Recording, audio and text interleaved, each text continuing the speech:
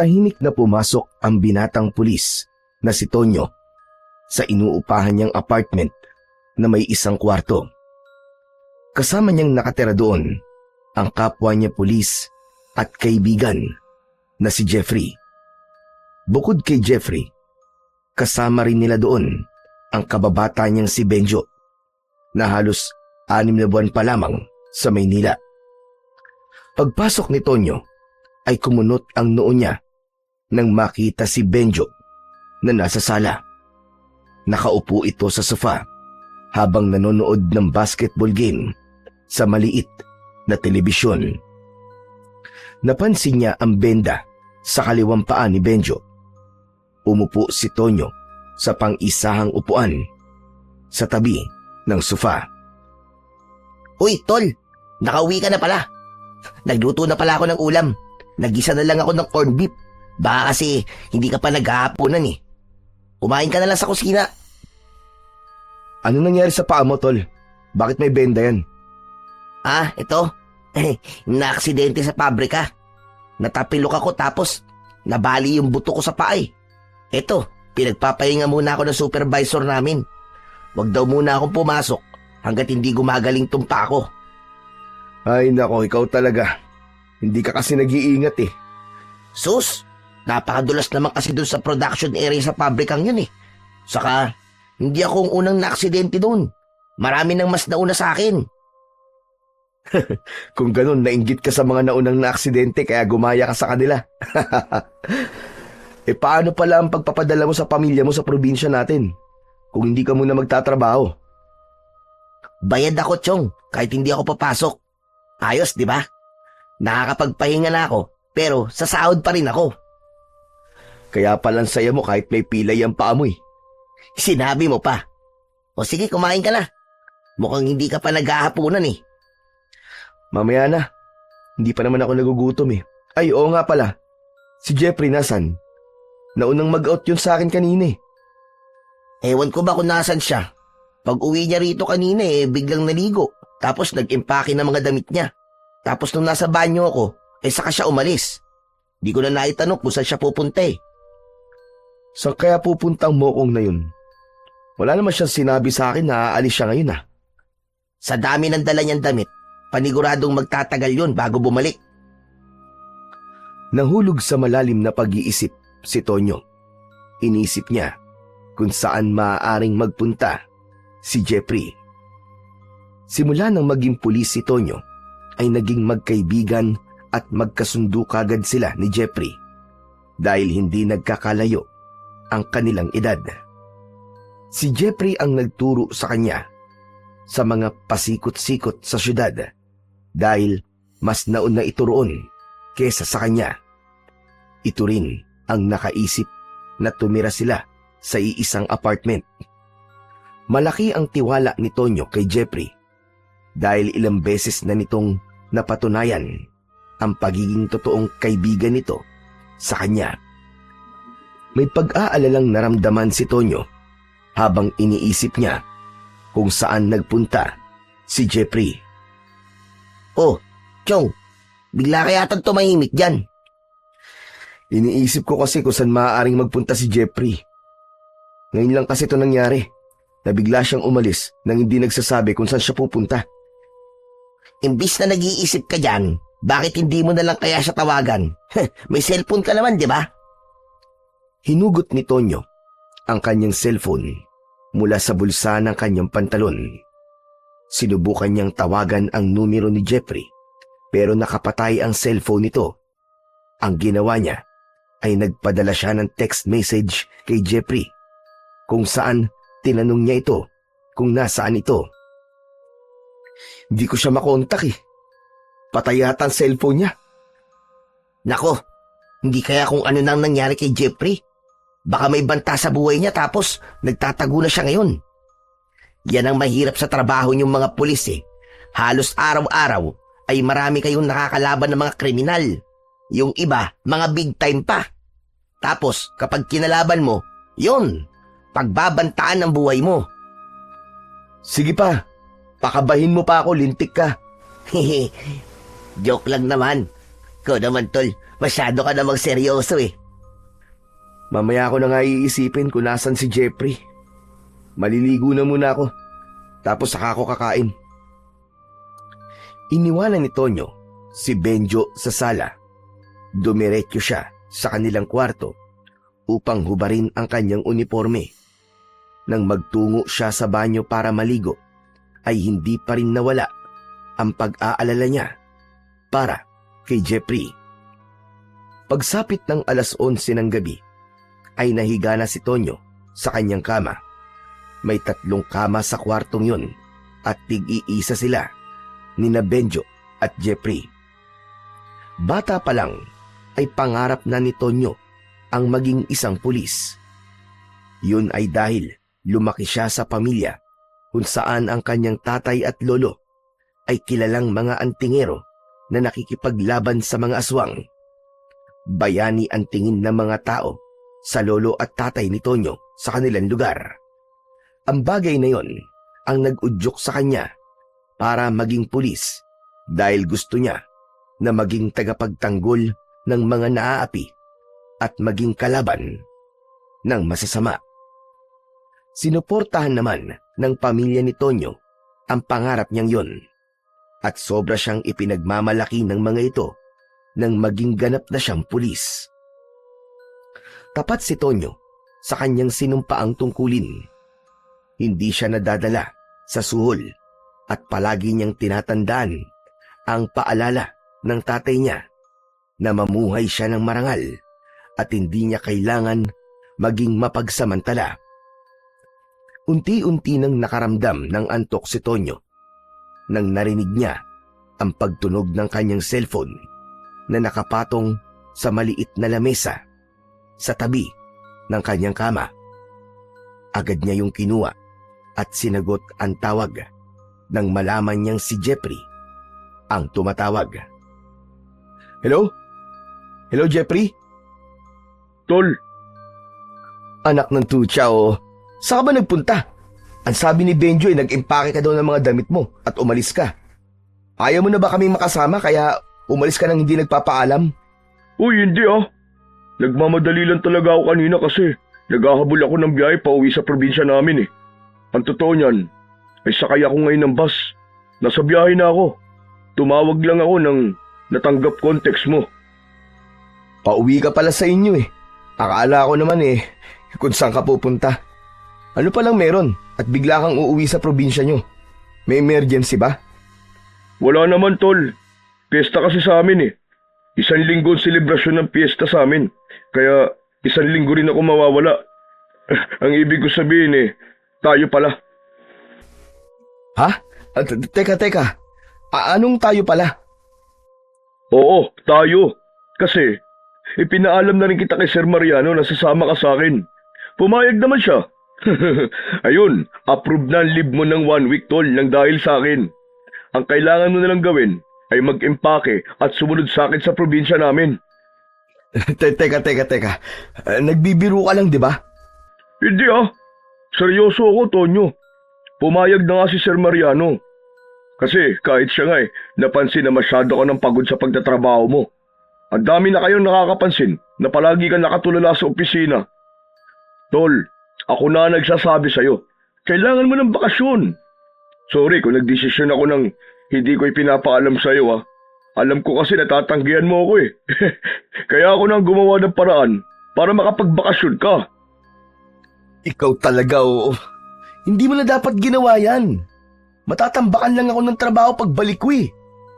Huwag kang mag-alala kasi may gagawa ng trabaho mo habang wala ka. Para rin naman sa'yo to eh. Pasensya ka na talaga ah. Una-una na ako kasi may mga kailangan akong asikasuhin sa bahay namin eh. O sige na tol, sumunod ka ah. Saka palagi kitang naikikwento sa tatay at lola ko eh. Panigurado, matutuwa ang mga yun kapag nakita at nakilala ka nila. Teka, pwede bang pag-isipan ko muna? Binigla mo naman kasi ako eh. Ano ka ba? Huwag mo nang pag-isipan. Basta hihintayin kita sa bahay namin ah. Hindi ka na pwedeng tumanggi kasi magtatampo ako sa'yo.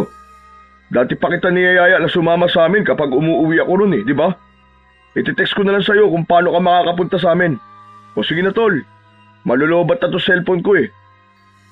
Nang maputol na ang tawag, ay napaupo si Tonyo sa kanyang kama. Biglang nawala ang antok ni Tonyo dahil sa mga sinabi sa kanya ni Jeffrey.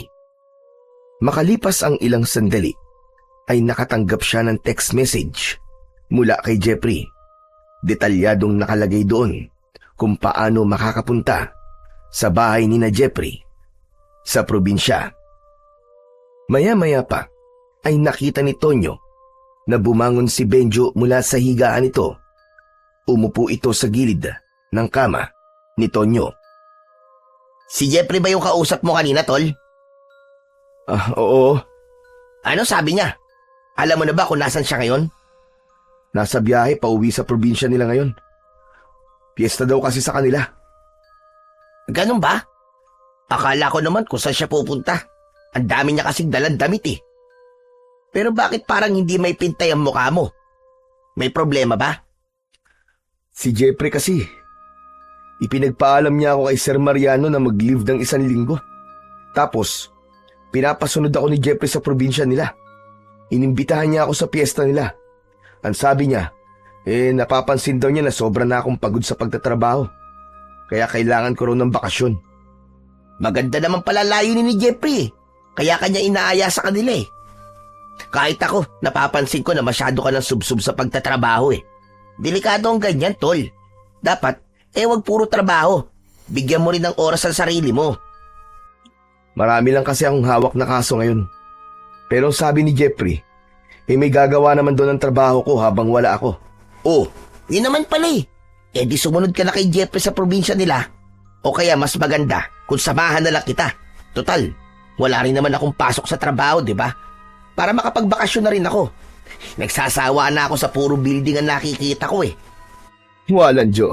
Talaga naisip pa ba magbakasyon Kahit pilay na yung isang paa mo Aba, syempre naman. Ayoko naman naaalis ka tapos mag-isa lang ako rito may iwan sa apartment, no? Kilala mo naman ako. Hindi pwedeng wala akong makakausap na tao. Baka pag umalis ka nang hindi ako kasama eh. Pagbalik mo rito kinakausap ko na yung mga kaldero sa kusina. Puro ka talaga kalokohan. Ano na tol, sige na, pumayag ka na Sumunod na tayo kay Jeffrey. Ang tanong, papayag kaya si Jeffrey na kasama ka? Hindi ba, hindi naman kayo magkasundo nun? Huwag mo nalang sabihin na kasama mo ko. Para wala na siyang magagawa kapag nakita niya ako, nakasama mo ko. Gusto ko rin kasi talaga magbakasyon eh. Okay, sige, payag na ako. Susunod tayo kay Jeffrey sa probinsya nila. Total, wala na rin naman akong magagawa kasi approved ng 1 week leave ko eh. Kesa masayang yun. Mas mabuti pang mag-enjoy na lang tayo sa fiesta ni na Jeffrey. Ayos! Buti naman at pumayag ka na. Kailan pala tayo aalis? Mag-i-empake na ba ako? Oo, sige. Mag-empake na tayo at mamayang madaling araw tayo aalis. Ang sabi kasi ni Jeffrey sa text niya ay aabuti ng 10 oras ang biyahe papunta sa kanila. Kaya dapat maaga tayong umalis. Sige. Mag-i-empake na ako ngayon. Gisingin mo na lang ako mamaya kapag aalis na tayo Napailing na lang si Tonyo nang nagsimula ng ilabas ni Benjo ang ilang mga damit nito mula sa aparador. Habang siya naman ay hindi pa rin buo ang loob sa gagawin nila. Para sa kanya ay mas gusto pa niya ang magtrabaho kesa magbakasyon. Pagsapit ng 4:00 ng madaling araw ay nagising si Tonyo sa malakas na pagtunog ng alarm ng kanyang cellphone. Bumangon siya at ginising niya ang kaibigan niyang si Benjo. Naunang nagtungo si Benjo sa banyo para maligo. Nang matapos ito, ay si Tonyo naman ang sunod na naligo. Makalipas ang ilang sandali, ay parehas na silang nagbibihis at nag-aayos ng kanilang sarili. Habang nagsasapato si Benjo, ay binuksan ni Tonyo ang drawer at nakita niya roon ang kanyang baril. Hindi niya alam, pero tila may bumulong sa kanya na dalhin niya yun. Kinuha niya ang baril at ang lalagyan ng mga bala. Isinama niya yon sa kanyang bag. Humarap si Tonyo sa salamin para siguraduhin na maayos ang kanyang buhok. Matapos yun ay isinuot niya ang isang kwintas. Meron yung palawit na bilog na kulay puti. Hinawakan niya ang palawit ng kwintas at umusal siya ng isang dasal. Talagang hindi ka pwedeng umalis nang hindi suot yung kwintas na yan, ano? Hindi talaga pwede. Bigay pa to sa akin ng lolo ko eh. Ang tagal na natin magkaibigan pero hanggang ngayon, hindi ko pa rin alam kung para saan ang batong yan. Ang alam ko lang ay agimat yan kasi ang tingero ang tatay at lolo mo sa baryo natin eh. Kabal ang tawag sa agimat na to, Benjo. Kapag meron ka nito, hindi ka tatablan ng bala ng baril at ng kahit na anong matutulis na bagay. Wow! Ang astig naman pala yan. Pero totoo ba ang kapangyarihan niyang kabal? Oo naman. Ilang beses na akong iniligtas nito sa tuwing may engkwentro kami. Ilang beses na akong tinamaan ng bala pero parang himala na hindi yun tumagos sa balat ko. Ibinigay ito ni Lolo sa akin kasi alam niya ang trabaho ko bilang isang pulis. Alam niya na malaki ang may tutulong nitong kabal sa akin. Sa bagay, hindi na dapat ako magduda sa kapangyarihan ng agimat mo kasi talaga namang napakagaling na ang tingero ng tatay at lolo mo eh. Sayang nga lang at hindi ka sumunod sa yapak nila. Ayos lang yun. Naiintindihan naman nila kung bakit mas ginusto kong maging pulis eh. Saka halos parehas lang naman ang ginagawa namin. Parehas namin pinoprotektahan ng mga tao. Pero mamaya na tayo mag-usap at magmadali na tayo. Dapat ay makahabol tayo sa first trip ng bus. Sa biyahe na lang din tayo kumain ng almusal. Ipinagpatuloy na ni Tonyo at Benjo ang kanilang pag-aayos sa sarili. Hindi nagtagal ay magkasama na silang lumabas ng kanilang apartment. Sakto na may dumaan na tricycle kaya sumakay na sila roon at nagpahatid sa bus station. Pagdating sa bus station ay sumakay sila sa bus na ang biyahe ay papunta sa probinsya ni na Jeffrey. Nang mapuno na ng mga pasahero ang bus ay umandar na yon. Hindi nagtagal ay nakatulog si Tonyo dahil ang totoo ay inaantok pa siya ng oras na yon. Makalipas ang ilang oras ay biglang nagising si Tonyo. Isang malakas na sigaw ang kumawala sa bibig niya kaya napatingin ang lahat ng pasahero sa kanya. Pasensya na po kayo. Nananaginip lang po ako. Napapahiyang napayuko si Tonyo. Grabe ka, tol. Iskandaloso ka pala. Kasalanan ko ba kung nanaginip ako ng hindi maganda? Ano ba kasi napanaginipan mo at napasigaw ka? Hinahabol daw ako ng napakaraming aswang. Tapos nung maabutan nila ako, ay pinagtulungan nila akong patayin. Uy, nakakatakot naman panaginip yan. Pero panaginip lang naman yun eh. Hindi naman yun totoo. Dahil ang totoo, mag-e-enjoy tayo ng gusto sa pupuntahan natin.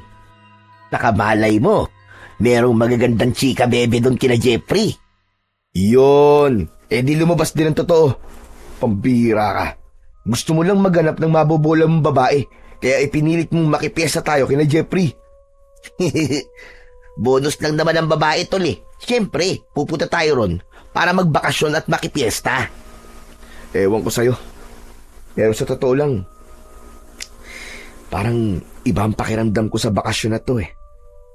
Parang may masamang mangyayari na hindi ko alam. Huwag ka kasi mag-isip ng negatibo kasi ganun talaga ang mangyayari. Saka ano namang masamang mangyayari, magbabakasyon lang naman tayo. Saka nandun naman si Jeffrey. Hindi naman niya siguro tayo pababayaan, di ba? Hindi na lang muna nagsalita si Tonyo.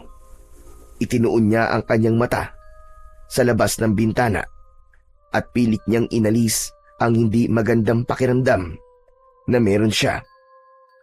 Simula kasi nang umalis sila sa apartment ay naramdaman niya na yun. Tila ba may kung anong puwersa ang pumipigil sa kanya na umalis. Inisip na lang niya na baka dahil hindi buo ang loob niya na magbakasyon dahil mas gusto niya nga ang magtrabaho. Halos 10 oras na na nakaupo sa base na Tonyo at Benjo bago yun huminto sa isang lumang istasyon ng bus. Bumaba na sila at naglakad sila para maghanap ng makakainan. Sandali lang, tol. Daan-daan ka lang sa paglalakad. Nakita mo nang injured ang kasama mo eh. Aray, ang sakit ng paa ko kapag naglalakad ako ng mabilis eh.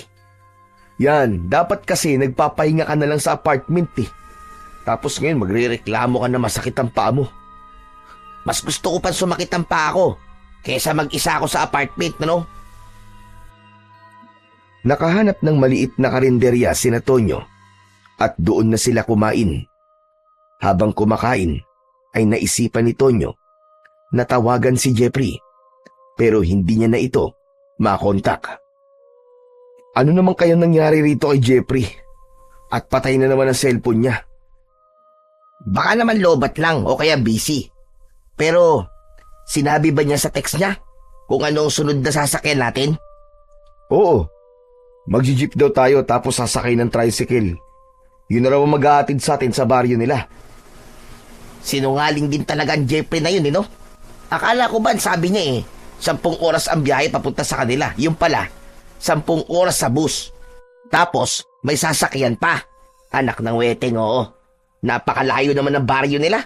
Nasa dulo na ba yun ng Pilipinas? Hayaan mo na nga, Benjo. Saka teka lang, ikaw naman ang pumilit sa akin na sumunod kay Jeffrey, di ba? Tapos ngayon nagre-reklamo ka. Natawa na lang si Benjo sa sinabi ni Tonyo. Nang matapos na silang kumain, ay sumakay na sila ng jeep. Halos kalahating oras ang naging biyahe nila. Pagkababa nila ng jeep, ay sa tricycle naman sila sumakay. Habang sakay ng tricycle, ay napansin nila na paunti na ng paunti ang mga kabayan na kanilang nakikita sa daan. Matapos ang halos 1 oras, ay huminto na ang tricycle sa tapat ng isang arko na gawa sa kawayan. Sinabi ni Tonyo sa driver na baka pwede sila nitong ihatid sa mismong bahay na pupuntahan nila. Pero tumanggi ang driver at anito ay magbayad na lang sila para makaalis na ito. Wala nang nagawa si Tonyo kundi ang magbayad ng pamasahe.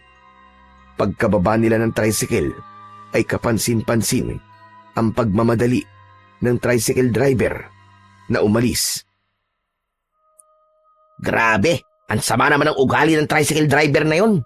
Hindi man lang tayo inatid sa mismong bahay ni Jeffrey. Hayaan mo na. Baka ayaw niya lang maabutan ng dilim. Nakita mo naman, oh. Liblib ng lugar na to, eh. Matatagalan bago siya makabalik sa bayan. Saka okay na rin to para makapaglakad-lakad tayo. Kanina pa tayo nakaupo, eh. Sabagay, may punto ka naman. Medyo sumasakit ng ampuet ko kasi 10 oras ba naman tayo nakaupo sa bus kanina, eh. Nang sandaling yon, ay muling sinubukan ni Tonyo na tawagan si Jeffrey para mas maging madali ang pagpunta nila sa bahay nito. Pero hindi pa rin niya ito makontak.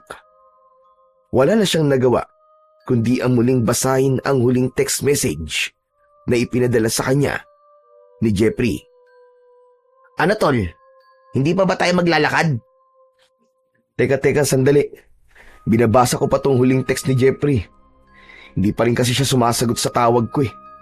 Magpapasundo na lang sana tayo sa kanya dito. Ano ba kasing nakalagay sa text niya? Ano sabi?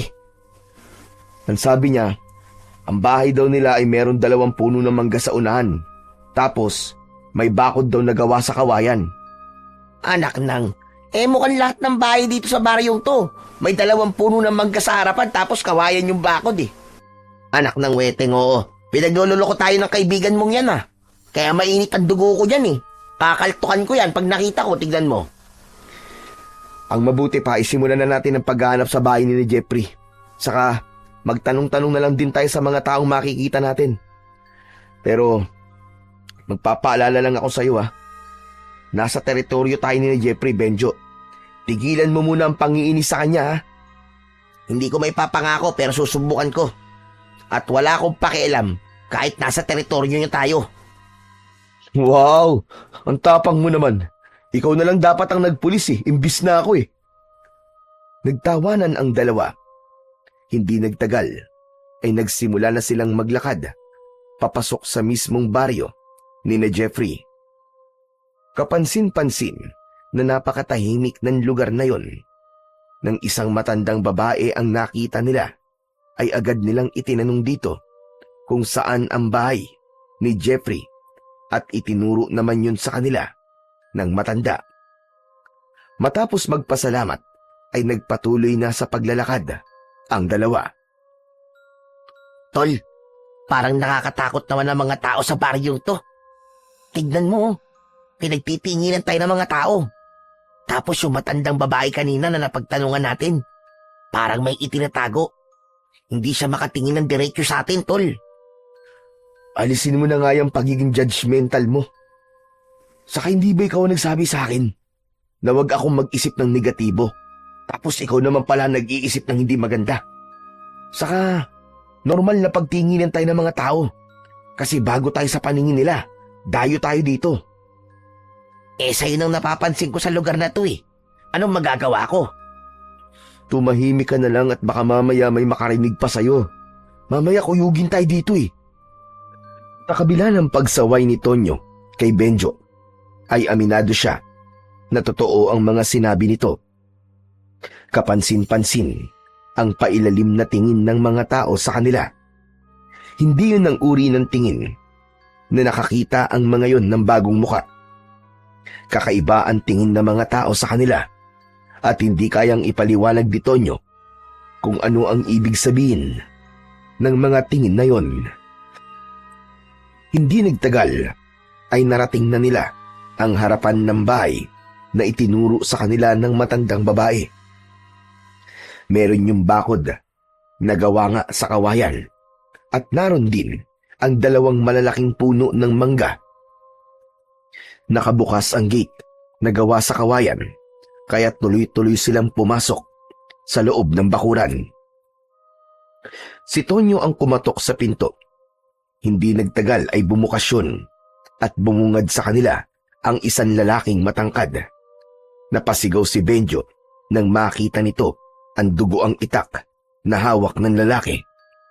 Sa sobrang takot ni Benjo ay napatakbo ito sa likod ni Tonyo. Matalim ang mga mata ng lalaki. Tonyo, baka mamaya mamamatay tao yan Tignan mo, may dugo yung itak niya. Tumahimik ka nga, Benjo. Sino kayo? Anong kailangan nyo rito? Magandang hapon po. Ako po si Tonyo. At ito pong kasama ko naman si Benjo. Mga kaibigan po kami ni Jeffrey. Galing pa po kami sa Maynila. Jeffrey? Aba, teka lang. Jeffrey, may mga bisita ka. Sila na yata yung sinasabi mong bisita natin sa piyesta. Umalis ang lalaki sa harapan ni Tonyo. Hindi nagtagal ay si Jeffrey na ang humarap sa kanila. Biglang nawala ang ngiti ni Jeffrey nang makita nito si Benjo. Anong ginagawa niyan dito, Tonyo? Hindi ba ikaw lang ang pinapunta ko rito? Wala rin kasi siyang pasok sa trabaho niya ng ilang araw dahil pilay ang paa niya. Kawawa naman kung iiwan kong mag-isa sa apartment Baka masiraan pa ng ulo yan dun Kung ayaw mo ako nandito, pwede naman na akong umalis na. Hindi yung nagsasalita ka dyan na parang wala ako dito. Direkta mong sabihin at itanong sa akin kung bakit ako kasama ni Tonyo. Bakit nga ba hindi ka nalang bumalik sa Maynila? Teka. Pwede bang wag na kayo mag-away?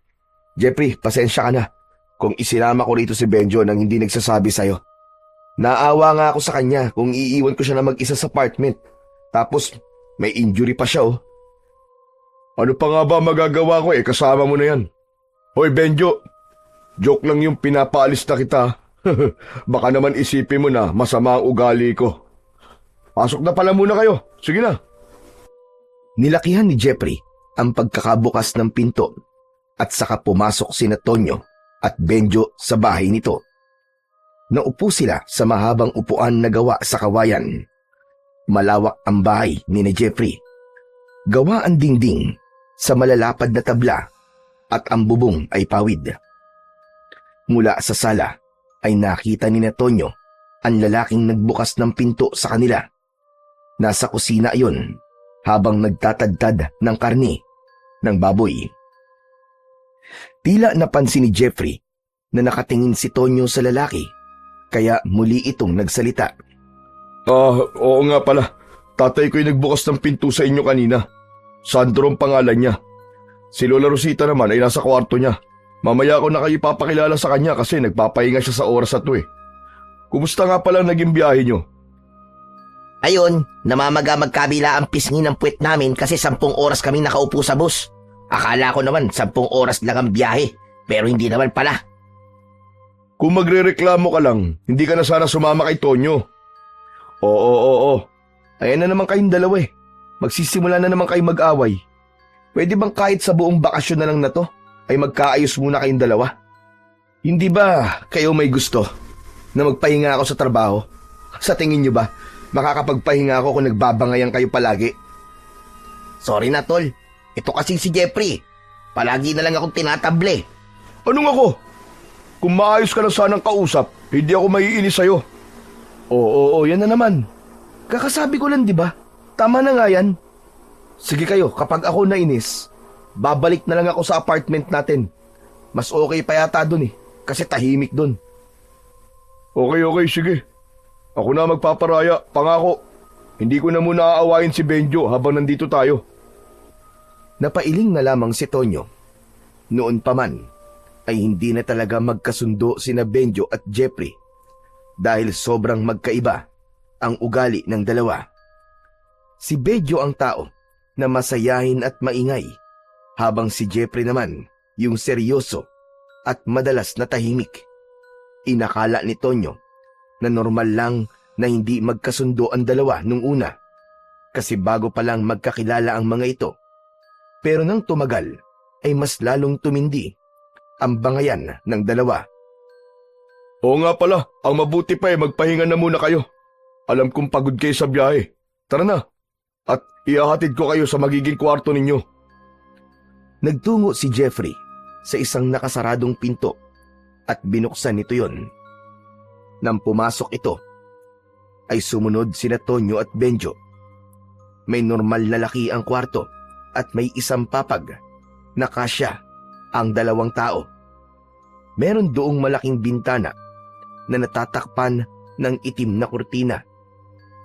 Ito ang magiging kwarto nyo. Pasensya na kayo kasi wala kaming electric fan eh. Pero huwag kayo mag-alala kasi malamig ang panahon ngayon.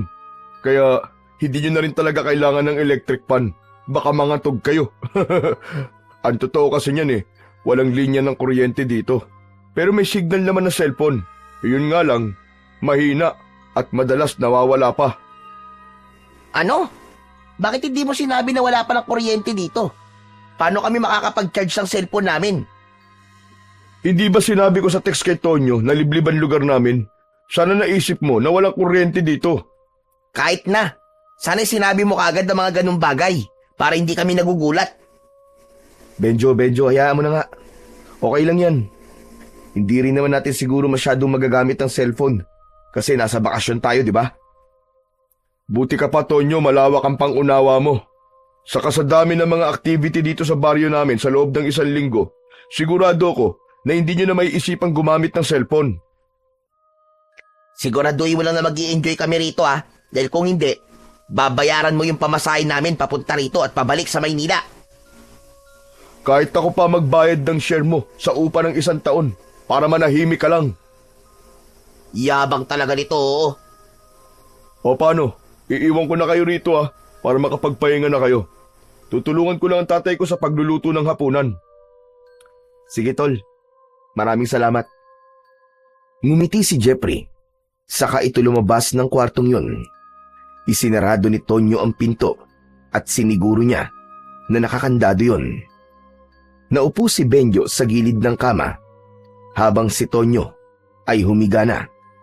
Ramdam niya ang labis na pagod sa napakahabang biyahe at wala siyang ibang gustong gawin ng oras na yon kundi ang matulog. Hay nako, kung alam ko lang na walang kuryente dito, sana hindi na lang ako sumama eh. Malapit nang malobat ang cellphone ko, tol, oh. Paano ako makaka-text at makakatawag sa mga chicks ko sa Maynila nito? Anak ng teteng talaga, kung mamalasing ka nga naman. Pambira. Talagang yung mga babae pa ang una mong inisip, ano? Alam mo, tol, minsan, hindi masamang wag muna tayong gumamit ng cellphone. Ayaw mo ba nun? 1 linggo kang makakatipid sa load. Saka pwede bang kahit 1 linggo lang din eh. Wag mo na munang awayin o sagutin ng pabalang si Jeffrey. Para naman ma-enjoy talaga natin tong bakasyon na to.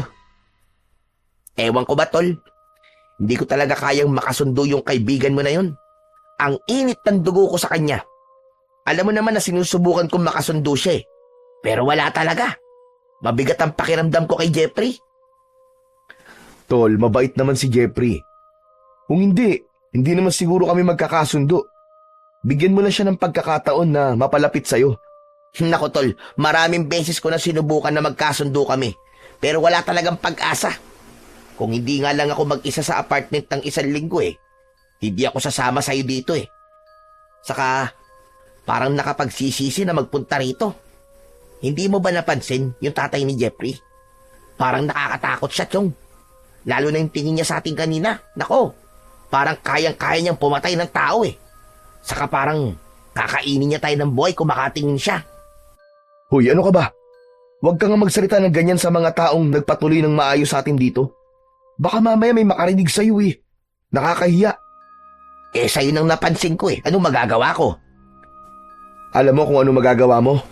Itikom mo na yung bunganga mo at humiga ka na't matulog na tayo. Gusto ko muna magpahinga. Pero kung ikaw ayaw mo, bahala ka sa buhay mo. Ikaw na lang siguro magpahinga, tol. Lalabas muna ako. At saan ka naman pupunta? Bahala na kung saan. Maglilibot-libot muna ako dito sa baryo ni Jeffrey. Titignan ko kung maganda ba talaga. Bahala ka, basta mag-iingat ka. Baka mamaya kung saan ka makapunta at maligaw ka pa. Tinawanan lang ni Benjo ang sinabing yun ng kaibigan niyang si Tonyo. Nang lumabas na ng kwarto si Benjo, ay umayos na sa pagkakahiga si Tonyo at ipinikit na niya ang kanyang mga mata. Dahil sa labis na pagod at antok, hindi nagtagal ay nagawa na niyang makatulog. Sa pagtulog ni Tonyo ay muli niyang napanaginipan yung panaginip niya sa bus. Nakita niya ang sarili niya na hinahabol ng napakaraming aswang at napagtanto niya na ang lugar na kinaroroonan niya sa kanyang panaginip ay ang baryo ni na Jeffrey. Nang naabutan na siya ng mga aswang, ay pinagtulungan na siyang patayin ng mga yon at doon na siya nagising. Napabalikwas si Tonyo. Tagaktak ang malamig na pawis sa kanyang noo at napakabilis ng tibok ng puso niya. Nakapagtataka naman na 2 beses ko nung napapanaginipan yon. Ano ba kasing ibig sabihin nun? Teka, mukhang napatagal pala ang pagtulog ko. Madilim na pala. Siguro nakakain na sila ng hapunan. Ang mabuti pa siguro lumabas na ako. Ipinagkibit balikat na lamang ni Tonyo ang nakakatakot niyang panaginip. Sa paglabas niya ng kwarto, ay nakasindi na ang mga gasera sa bahay ni na Jeffrey. Nakita niya si Jeffrey at ang tatay nito sa may hapagkainan. May kasama ang mga ito na isang matandang babae na payat at halos tuyot na ang balat. Nahinuha niya na yon ang Lola Rosita ni Jeffrey. Lumapit si Tonyo kina Jeffrey at napansin niya na hindi pa nagagalaw ang mga pagkain na nasa lamesa. Bakit hindi pa kayo kumakain, Tol? Hinihintay ka kasi namin na magising. Sanay kasi kami na kapag may bisita ay kasabay namin kumakain. Para sa amin kasi, kabastusan kung kakain kami nang hindi kayo kasama. Naku, pasensya na. Napahaba ang tulog ko Nakakahiya. Pinaghintay ko pa kayo. Ayos lang. Naiintindihan namin na pagod ka sa biyahe, kaya normal na maging mahaba ang pagtulog mo. Pero sa mga susunod na oras ng pagkain, umaasa kami na hindi mo na kami paghihintayin.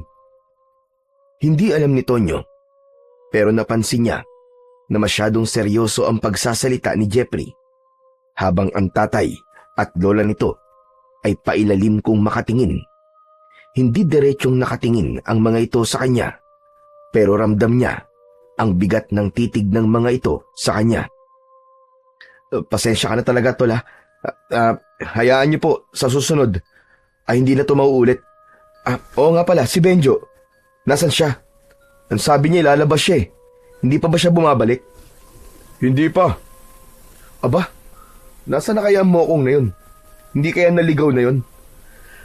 Ay nako, sinabihan ko na siya kanina na huwag siyang umalis eh. Kasi hindi niya kabisadong lugar na to. Hindi na namin maaaring hintayin na dumating si Benjo. Kailangan ng kumain ni Lola dahil malapit na ang oras ng pag-inom niya ng kanyang gamot. Sa ngayon, hahayaan namin na ikaw na lang munang makakasabay namin sa pagkain. Sige na, Tonyo, maupo ka na. Okay, sige. May pag-aalinlangan na umupo si Tonyo. Kaharap niya ang tatay ni Jeffrey, habang si Jeffrey naman ang katabi niya. Si Lola Rosita naman ay nakaupo sa kabisera na nasa kaliwang bahagi naman ni Tonyo. Nais sana niyang hanapin muna si Benjo, pero nahiya na siyang gawin yon, lalo na't kailangan na talagang kumain ng lola ni Jeffrey. Sinabawang karne ng baboy ang ulam na nakahain. Habang kumakain si Tonyo, ay napansin niya na halos walang lasa ang sabaw. Napakatabang nun na parabang kahit isang butil ng asin ay hindi yun nilagyan. Tila napansin ni Jeffrey na hindi nasasarapan si Tonyo sa kinakain niya, kaya nagtanong ito. Hindi mo yata masyadong ginagalaw ang pagkain mo. May problema ba sa luto ng tatay ko? Ha? Wala naman. Pero may patis ba kayo? Kilala mo naman ako, Tol. Mas gusto ko kapag maalat ang pagkain. Pero hindi ko sinasabing hindi masarap ang luto ng tatay mo, ha? Masarap siya sa totoo lang, saka napakalambot ng karne. Sadyang mahilig lang talaga ako sa maalat. Walang asin o patis o kung ano pang pampalasa sa bahay na to. Hindi kami gumagamit ng ganon. Dahil ang mga yon ay nagpapaikli ng aming buhay at masama sa kalusugan. Ang alat sa aming mga pagkain ay nakukuha namin sa natural na alat na meron ng karne o gulay na aming niluluto. Ganun po ba? Sige po, wala pong problema. Pero masarap po talaga ang luto nyo, Mang Sandro. May pag-aalinlangang ngumiti si Tonyo kay Mang Sandro at sa kanya ipinagpatuloy ang kanyang pagkain. Tiniis na lang niya na walang lasa ang kanyang kinakain hanggang sa naubos na niya ang nasa kanyang pinggan. Maya-maya pa ay napatingin si Tonyo kay Lola Rosita. Napansin niya na matalim ang tingin nito sa kanya na parabang may napakalaking kasalanan siyang nagawa rito. Hello po, Lola Rosita. Ako po si Tonyo. Kaibigan po ako ng apo niyong si Jeffrey. Apo, Jeffrey, nagugutom na ako. Gusto ko na kumain. Tol, anong sinasabi ng lola mo? Di ba kanina pa siya kumakain? Ganyan talaga si Lola. Medyo nagiging ulyanin at isip bata na siya dahil sa kanyang katandaan. Nagugutom na ako. Gusto ko na kumain. Lola, nasa harap niyo po yung pagkain. Yan po ang kainin niyo. Mas lalong kinabahan si Tonyo dahil mas naging matalim ang tingin ni Lola Rosita sa kanya. Nagsimula na yung maglaway habang umaangil na parang isang galit na aso. Nang sandaling yun ay gusto nang umalis ni Tonyo, pero alam niya na isang kabastusan kung gagawin niya yun. Biglang sinunggaban ni Lola Rosita ang isang braso ni Tonyo. Sa gulat ni Tonyo ay napasigaw siya ng malakas. Ngumanga ng malaki ang matandang babae at nang akmang kakagatin nito ang braso ni Tonyo ay agad namang tumayo si Jeffrey upang pigilan si Lola Rosita. Natakot at nagtaka si Tonyo sa ginawang yon ni Lola Rosita. Nagwawala ang matanda habang hawak ito ni Jeffrey. Pilit siyang inaabot ng matandang babae na parabang galit na galit yun sa kanya. Jeffrey, dalhin mo muna si nanay sa kanyang kwarto. Ikulong mo muna siya ron hanggang sa kumalma siya. Sige na. Binuhat na ni Jeffrey ang lola nito at dinala sa isang maliit na kwarto. Malakas na isinarado ni Jeffrey ang pinto habang patuloy pa rin sa pagwawala at pagsigaw si Lola Rosita. Muling umupo si Jeffrey. Nagpatuloy sa pagkain sina Jeffrey at ang tatay nito na para bang hindi naririnig ng mga ito ang pagsigaw ni Lola Rosita. Tol, tanong lang, okay lang ba ang lola mo? Huwag mo na lang siyang pansinin. Ganun talaga si Lola Rosita kung minsan kapag hindi siya nakakainom ng gamot sa oras. Pero bakit niya ako kakagating kanina? May mga pagkakataon na nananakit talaga siya. Pero huwag ka mag-alala. Kapag napainom ko na siya ng gamot, ay kakalma rin siya. Natakot naman ako sa lola mo kanina, tol. Akala ko kakainin niya na ako Pero sana ay kumalma at maging okay na ang lola mo, Chong. Matipid na ngumiti si Jeffrey. Saka nito'y pinagpatuloy ang pagkain. Habang si Tonyo ay hindi pa rin maalis sa isip ang nakakatakot na pag-atake na ginawa ni Lola Rosita sa kanya kanina. Nang matapos na silang kumain, ay nakita ni Tonyo na pumasok si Jeffrey sa kwarto ni Lola Rosita. May dala itong isang bote na may lamang likido na hindi niya malaman kung anong kulay dahil malamlam ang liwanag ng gasera sa loob ng bahay. Bahagyang nakaawang ang pinto ng kwarto ng matanda, kaya nakita niya na inabot ni Jeffrey ang bote kay Lola Rosita. Agad naman yung kinuha ng matanda at tila uhaw na uhaw nitong ininom ang laman ng bote. Umagos pa sa gilid ng bibig ng matanda ang likido at nakita ni Tonyo kung gaano yun kalapot. Biglang tumingin si Jeffrey kay Tonyo. Nagulat si Tonyo nang malakas na isinarado ni Jeffrey ang pinto na para bang galit na galit ito. Lumabas muna si Tonyo upang sumagap ng sariwang hangin. Kapansin-pansin ang katahimikan ng paligid. Kahit isang tao ay wala siyang nakikita. Aba, wala pa rin pala si Benjo. Sana kaya nagpunta mo kong ngayon? Hindi nagtagal ay dumating si Benjo. Malaki ang ngiti nito na para bang napakasaya nito. Oh, buti naman at naisipan mo pang umuwi. Saan ka ba galing Ang tagal mo bago bumalik Jackpot, tol, jackpot. May nakilala ako napakagandang babae. Tapos, ipinakilala pa niya ako sa pamilya niya. Sa tingin ko, may gusto yun sa akin.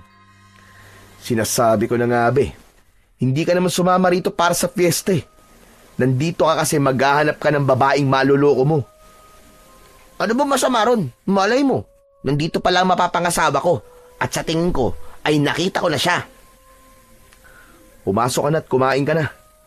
Sa susunod ay hindi mo na pwedeng gawin yan Gusto kasi ni Jeffrey na magkakasabay tayong kumain. Sus, wag mo sinusunod na mga sinasabi ni Jeffrey.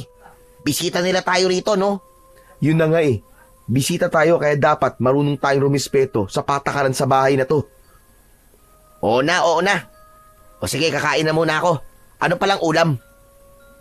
Sinabawang karne ng baboy, nilagaya tayon. Pero sasabihin ko na sa'yo ngayon pa lang walang lasa yung luto nila, parang hindi nilagyan ng asin. Hindi raw kasi sila gumagamit dito ng asin at ng kung ano pang pampalasa. Huwag mo na lang ipahalata na hindi mo gusto yung ulam. At baka mamaya sumama ang loob ng tatay ni Jeffrey. Yung tatay niya kasi nagluto nun Ayos lang, sa sobrang gutom ko, kahit hilaw na karne pa yan, kakainin ko. Napansin ni Tonyo ang kakaibang kwintas na suot ni Benjo. May palawit yon na para bang pinatuyong sanga ng kung anong halaman. Teka, Chong. Saan mo nakuha yung suot mong kwintas? Ito ba? Bigay sa akin ng babaeng nakilala ko. Ang sabi niya, wag ko daw tong huhubarin. Nang pumasok na si Benjo sa bahay, ay muling pinagmasdan ni Tonyo ang paligid. Bahagyang maliwanag ang buwan na natatakpan pa ng makapal na ulap, kaya kahit paano ay may nakikita siya. Doon niya napansin na walang banderitas sa baryo na hindi normal kapag fiesta. Inisip na lang niya na walang budget para sa ganung bagay ang baryo ni na Jeffrey, kaya hindi niya na yon binigyan pa ng pansin. Nanatili muna si Tonyo sa labas ng bahay. Umupo siya sa isang mahabang upuan na gawa sa kahoy na nasa ilalim ng puno ng mangga. Maya-maya pa ay umupo sa tabi niya si Benjo. Totoo nga sinabi mo, tol. Walang lasa yung nilagang baboy. Para bang literal na tubig lang ang inilagay dun eh. Ano ka ba? Lakas ng boses mo. Baka mamaya marinig ka nila sa loob. Ano naman? Para nga malaman nila na hindi masarap yung nilagay. Malay mo, matuto na silang maglagay ng pampalasa sa susunod. Hayaan mo na. 1 linggo lang naman tayo dito eh.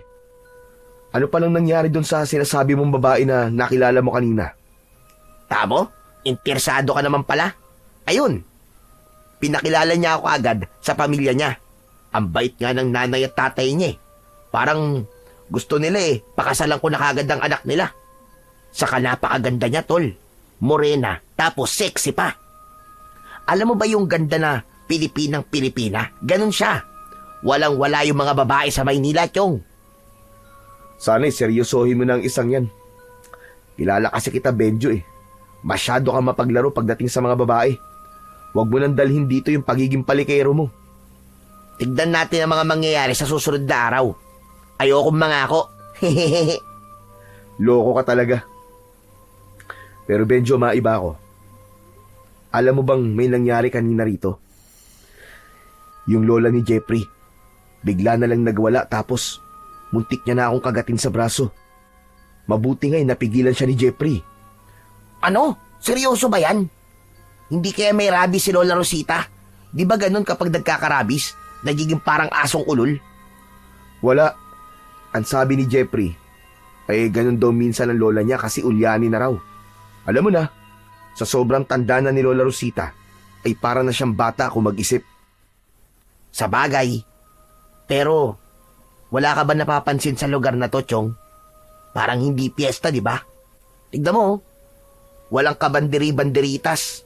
Tapos, wala rin ako nakikitang simbahan o kahit maliit na kapilya man lang. Kung piyesta rito, sinong santo o patron ang ipinagdiriwang nila? Naiikot ko na tong buong baryo kanina, pero wala talaga akong nakitang simbahan. Yan nga rin ang ipinagtataka ko kanina eh. Pero hayaan mo na. Ang mahalaga ay nandito tayo at napagbigyan ko na si Jeffrey. Hindi ba ilang beses niya na ako niyayaya rito noon? Pero palagi akong tumatanggi. Kasi mas gusto ko nga magtrabaho kaysa magbakasyon. Sa gitna ng pag-uusap ng dalawa, ay biglang dumating si Jeffrey. Nakangiti na ito at hindi na gaya kanina na napakaseryoso. Ang lalim yata ng pinag-uusapan nyo ah. Pwede ba akong makisali? Nagkikwento lang tong si Benjo sa babaeng nakilala niya rito. Naku Benjo, binabalaan kita ah. Huwag mong lolokohin at paglalaruan ng mga babae rito. Oo, madali silang maniwala sa mga sasabihin mo. Pero hindi yung dahilan para lokohin mo sila. Kilala kita eh. Babaero ka. Kahit hindi ka naman gwapo. Wow! Nagsalita ang ubod ng gwapo. Bakit ikaw? Gwapo ka ba? Kumpara sa'yo, aba, oo naman. Teka, tama na nga yan. Yan na naman kayo, magsisimula na naman kayo ng away. Hindi nyo ba talaga kayang magkaayos kahit habang nandito lang tayong tatlo? Yang kaibigan mo ang pagsabihan mo, tol. Masyadong pasmado ang bunganga. Palagi na lang akong nakikita. Pinagsasabihan lang kita kasi kilala kita. Basta, hindi mo pwedeng gawin sa mga babae dito ang ginagawa mo sa mga babae mo sa Maynila. Huwag ka mag-alala, Jeffrey. Pinagsabihan ko si Benjo kanina. Teka, maiba tayo. Kumusta na nga pala si Lola Rosita? Maayos na ba ang lagay niya? Oo, tulog na siya ngayon. Sabi ko naman sa'yo kapag nakainom na siya ng gamot niya, kakalma din siya. Yung gamot ba na sinasabi mo yung nakalagay sa bote na ibinigay mo sa kanya? Oo, yun nga. Gawa yun sa iba't ibang uri ng mga halamang gamot na pinakuluan ng matagal. Kaya pala sobrang lapot nun. kasi pinakuluan ng matagal. Teka, matutulog na ako. Kayo rin matulog na kayo. O kung di pa kayo inaantok, ay mas makabubuti na doon na lang kayo sa kwarto nyo mag-usap. Teka. Bakit para bang ayaw mo dito muna kami sa labas? May aswang ba rito sa baryo nyo? Paano ko sabihin kung meron? Ha? May aswang dito? Di, biro lang. Basta pumasok na kayo. Isang makahulugang ngiti ang pinakawalan ni Jeffrey bago ito pumasok sa loob ng bahay. May takot sa muka nang humarap si Benjo kay Tonyo. Tonyo, narinig mo ba yung sinabi ni Benji? Ang sabi niya may aswang daw dito. Kahit sinabi niya nagbibiro siya, nararamdaman ko na seryoso siya sa sinabi niyang yun. Ayan ka na naman sa pagiging paranoid mo eh. Biro nga lang, di ba? Tinatakot ka lang nun. Hindi. Parang seryoso siya na sabihin niyang merong aswang sa lugar na to eh. Hindi kaya yun ang ibig sabihin ng panaginip mo ron sa bus? Baka isa yung pangitain sa mangyayari sa atin dito. Ano kaya kung umalis na tayo rito bago pa may masamang mangyari sa atin? Kumalma ka nga muna, Benjo. Naririnig mo ba mga sinasabi mo? Saka, nakakahiyakin na Jeffrey kung aalis tayo rito. Dahil lang sa takot mong baka may aswang dito. Baka ma-offend ang tatay at lola ni Jeffrey. Kapag may nangyaring masama sa atin dito, ikaw ang sisisihin ko ha. Pero hindi ba ang tingero ang tatay at lolo mo? Tapos nakikipaglaban sila sa mga aswang? Hindi mo ba nararamdaman na may aswang dito? Wala akong ganong kakayahan eh. Hindi ako sinanay ni na tatay at lolo para manahin ko ang kakayahang meron sila. Saka wag ka mag-alala. Kung may aswang man dito, ay hindi siya uubra sa baril ko.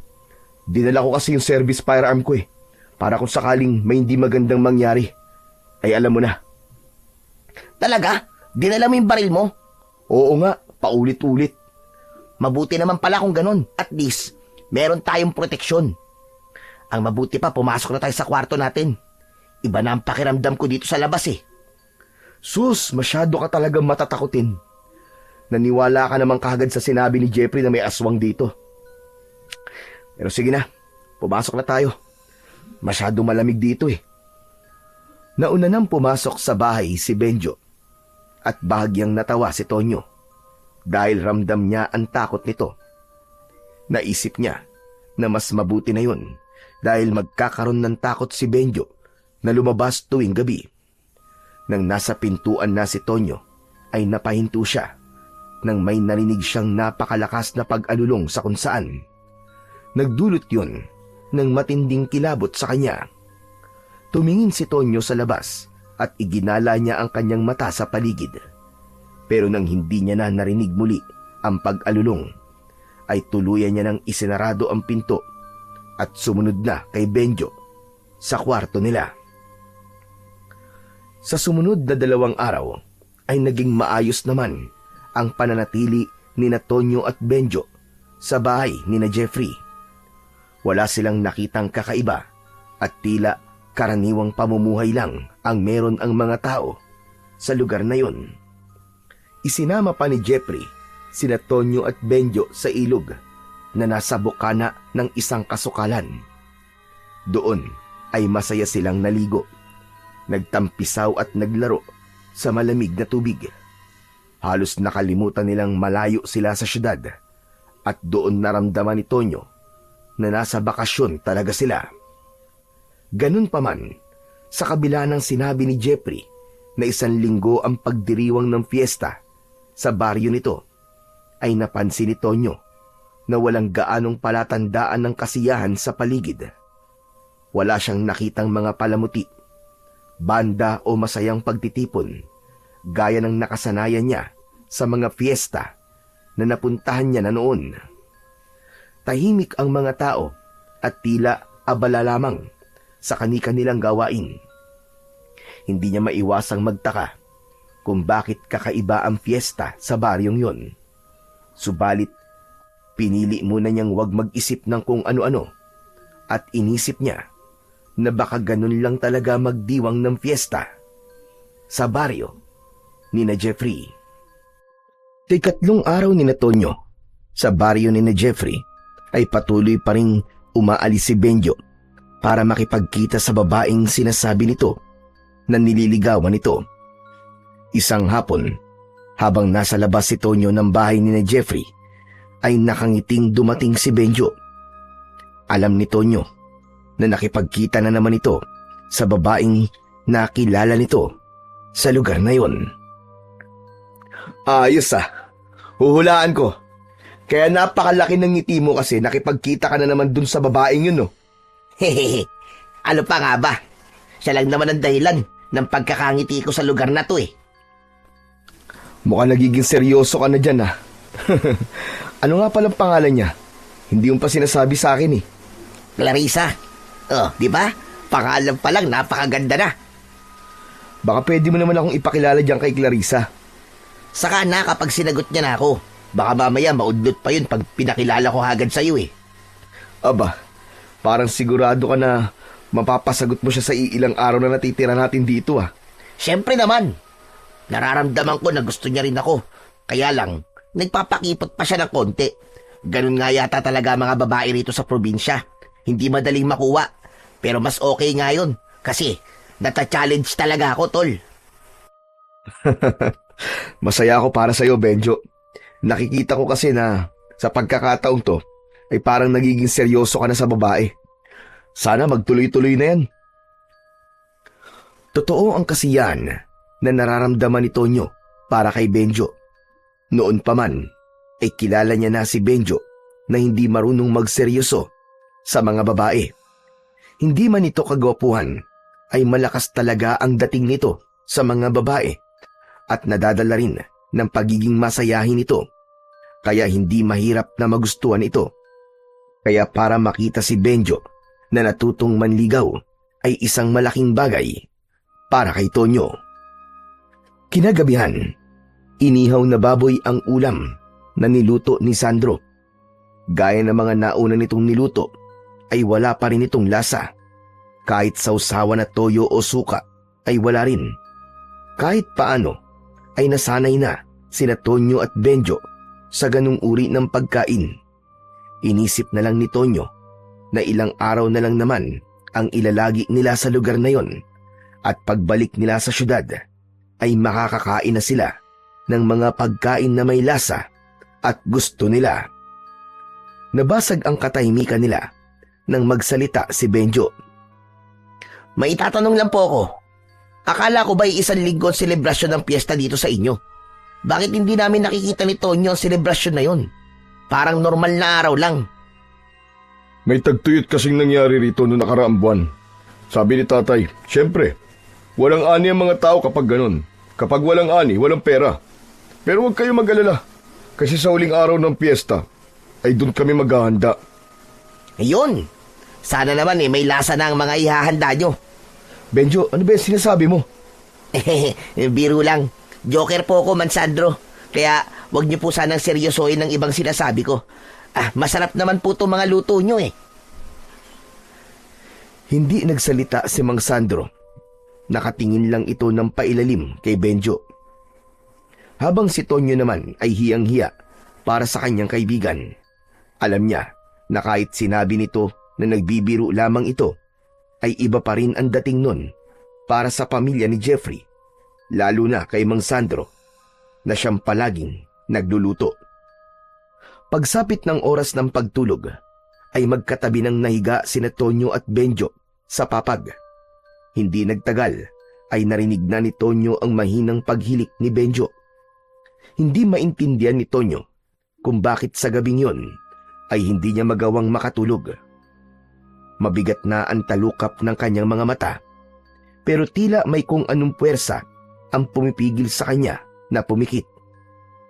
Halos ilang oras na simula nang humiga si Tonyo, pero gising pa rin siya. Nang tignan niya ang oras sa suot niyang relo, ay nalaman niya na 12:00 na ng hating gabi. Maya-maya pa ay napabalikwas ng bangon si Tonyo nang may narinig siya sa labas na mga taong sabay-sabay na umaawit ng dasal. Ano kaya yun? Parang may prosesyon . Dahil sa kuryosidad ay bahagyang binuksan ni Tonyo ang bintana. Sumilip siya roon at nakita niya na tama nga ang kanyang sinabi. Merong prosesyon na nangyayari. May mga taong nakahanay habang naglalakad. Lahat ay may dalang itim na kandilang may sindi. Anong inaawit nila? Bakit parang ibang lingwahe yata? Saka, bakit ganitong oras sila nagsasagawa ng prosesyon? Hating gabi talaga. Habang lihim na pinapanood ni Tonyo ang mga nagpuprosesyon, ay nagtaasan ang balahibo sa kanyang braso.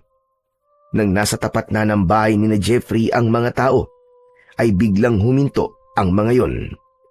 Tumigil rin sa pag-awit ang lahat. Napalunok si Tonyo. May kakaibang kilabot na dala ang biglang pagtigil ng mga nagpuprosesyon.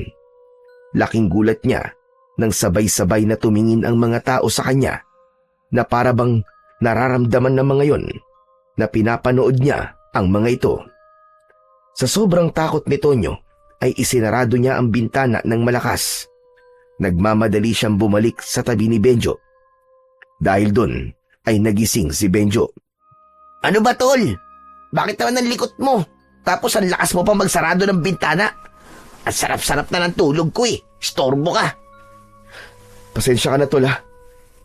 Natakot kasi ako sa mga nagpuprosesyon sa labas eh. Ha? Nananaginip ka na naman ba? Bakit naman may magpuprosesyon ng ganitong oras? Pabihira ka, oo. Hindi ko rin alam eh. Hindi naman ako taga rito. Basta may narinig akong kumakantang mga tao kanina tapos sumilip ako sa bintana. Bigla na lang silang tumigil sa harapan ng bahay ni na Jeffrey. Ang nakakakilabot pa, bigla nila akong tinignan na para bang naramdaman nilang pinapanood ko sila. Yung mga mata nila, nanlilisik, nakakatakot. Ewan ko sa'yo. Gumagawa ka lang ng kwento, no? Hindi ka makatulog kaya pati tulog ko iniistorbo mo. Saka bakit ka natatakot? Akala ko ba'y pulis ka? Kapag ba pulis, hindi na pwedeng makaramdam ng takot. Saka bakit parang hindi ka naniniwala sa sinasabi ko, ha? Imposible naman kasi na may nagpuprosesyon ng ganitong oras. O tignan mo nga sa orasan ko, oh. Lagpas na ng 12:00 ng hating gabi, ba? Teka nga, ang mabuti pa siguro tignan ko kung totoo ang sinasabi mo. Tumayo si Benjo at lumapit sa bintana. Nang akmang bubuksan ito ang bintana, ay mabilis itong pinigilan ni Tonyo. Wag mo nang tignan! Baka nasa labas pa rin sila eh. Baka ayaw nilang pinapanood na nagpuprosesyon sila. Paano ko malalaman kung nagsasabi ka ng totoo kung hindi ko makikita? Kumalma ka lang dyan, okay? Natatawa tuloy ako sa'yo eh. Wala nang nagawa si Tonyo nang tuluyan ng binuksan ni Benjo ang bintana. Hindi na tumingin sa labas si Tonyo dahil ayaw niya nang maramdaman ang takot na naramdaman niya kanina nang makita niya ang mga nanlilisik na mga mata ng mga nagpuprosesyon. Ano, nakita mo ba sila? Hindi ba nakakatakot? Tama ka nga. Ang dami nga nila. Sabi ko na sa'yo eh. Maraming bituin sa langit. Ha? Ano ba sinasabi mo? Doon na sumilip sa bintana si Tonyo. Nagtaka siya dahil kahit isang tao ay wala siyang nakita sa labas ng bahay ni na Jeffrey. Anak nang, saan nagpunta ang mga yun? Kanina lang nandyan lang sila eh. Sabi ko na nga be, nananaginip ka na naman. Oh, asa na nagpuposisyon? Wala naman ah. Sigurado ako tol na nandyan sila. Pero bakit ang bilis nilang nawala? Sa dami nila sigurado ako na hindi nila kayang makaalis dyan ng ganong kabilis. Isa lang ang ibig sabihin nun. Panaginip mo lang ang lahat o hindi kaya ay namamalikmata ka lang. Imposible. Imposible yun, tol. Sigurado ako sa nakita ko. Hindi yun imahinasyon. Alam mo, tol, mabuti pang matulog ka na. Masyado ka kasi nagpupuyat kaya kung ano-anong nakikita mo eh. Saka sa susunod, wag mo namang istorboy ng pagtulog ko. Mahihirapan na naman ako nitong makabalik sa pagtulog eh. Pero itulog mo na lang yan. Isinarado na ni Benjo ang bintana. Tinapik nito sa balikat ang nakatulalang si Tonyo at saka ito bumalik sa pagkakahiga sa papag. Nanatiling nakatayo si Tonyo sa tabi ng bintana. Labis ang kanyang pagtataka sa nangyari. Hindi pa rin siya makapaniwala na ganun kabilis nawala ang mga tao sa labas. Bigla niya tuloy kinwestiyon kung totoo ba o hindi ang prosesyon na nakita niya kanina. Kinabukasan ng umaga, hanggang sa almusal, ay tila wala pa rin si Tonyo sa sarili. Iniisip niya pa rin kasi ang nangyari kagabi. Halos hindi niya ginagalaw ang pagkain na nasa kanyang harapan at lumamig na rin ang kape niya. Tonyo, ayos ka lang ba? Kanina ka pa nakatulala dyan ah. Nako, malamang iniisip niya pa rin yung sinasabi niyang prosesyon na nakita niya kagabi. Ha? Anong prosesyon? Kaninang hating gabi kasi, may nakita akong mga taong nagpuprosesyon. Huminto pa nga silang lahat sa tapat ng bahay niyo eh. Tapos bigla silang tumingin sa akin. Parang galit na galit sila na pinapanood ko sila. Pero nung si Benjo nang tumingin, aba, akalain mo na wala sila? Jeffrey, ikaw na nga kumausap diyan kay Tonyo. Sabihin mo kung may prosesyon nga ba rito sa baryo nyo ng ganong oras. Walang prosesyon dito ng hating gabi, Tonyo. Sigurado ka ba talaga sa nakita mo? Sigurado ako, Jeffrey. Hindi ako namamalikmata lang. Pero Chong, imposible talaga yung sinasabi mo eh. Baka naman pagod o kulang ka lang sa tulog. Kaya kung ano-ano ang mga nakikita mo. Yan nga din ang sinabi ko sa kanya eh. Alam mo, ang mabuti pa siguro ay magpunta tayo mamaya sa ilog. Maligo ulit tayo ron para naman may masmasang ka. Saka huwag mo nang isipin kung ano mang nakita mo kagabi. Tanging marahang pagtango na lang ang naging tugon ni Tonyo kay Jeffrey. Pero nagkaroon siya ng kakaibang pakiramdam sa lugar na yon dahil sa prosesyong nakita niya kagabi.